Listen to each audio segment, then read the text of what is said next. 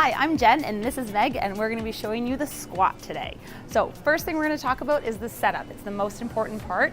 So we're going to have Meg stand behind the bar. We're going to make sure that the bar is below the shoulders so she can comfortably get underneath and get set. We've also got our safeties on. We always want to make sure those are on before we start anything. We're going to have Meg come underneath the bar. She's going to place her hands on the bar and come underneath. Width of the hands will depend on shoulder flexibility, but we want them to feel nice and comfortable where you can able to retract and depress the shoulder blades. We're gonna have 1 foot forward, 1 foot back, bracing through the spine in neutral. Bar is gonna be set on the soft tissue, just above the shoulder blades and below the neck, so that's C7. Bracing, she's gonna stand straight up, stepping back, feet will be shoulder width apart, toes forward and slightly angled out, pulling down on the bar to engage the lats. So we've got Meg all in our setup. We've removed one safety just so you can see the entire movement, but make sure that you got both safeties on when you're doing this. We're gonna have Meg do 2 reps. She's got her weight through the center of her feet, nice and tall, pulling down on the bar. She's gonna lower down into her squat, leading back through her hips, flexing ankles, knees, hips, maintaining that neutral spine with slight thoracic extension, and then she'll push into the center of her feet to come right back to the starting position. She'll do one more just so you can see that full motion. So now that we've seen this wonderful squat, we're gonna show you some really appropriate and some not appropriate ways to do this. One thing that we always get asked are, what depth do I go to? And some people think that there's an absolute range that you need to go to. The thing is it really depends on your biomechanics. So we're gonna watch Meg do her squat to what works for her body.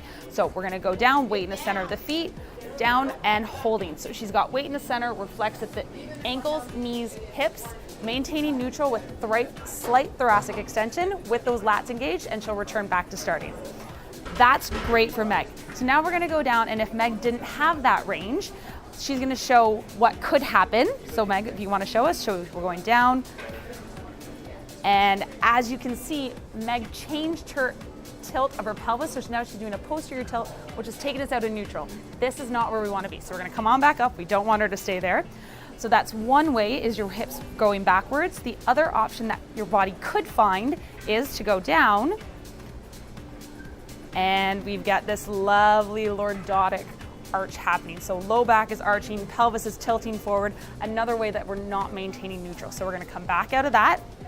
So now Meg's gonna do one more and show us exactly where we wanna be. So we're gonna go down, holding, everything stays nice and neutral, hips are locked in, spine is locked in, and then we can return back to the start position.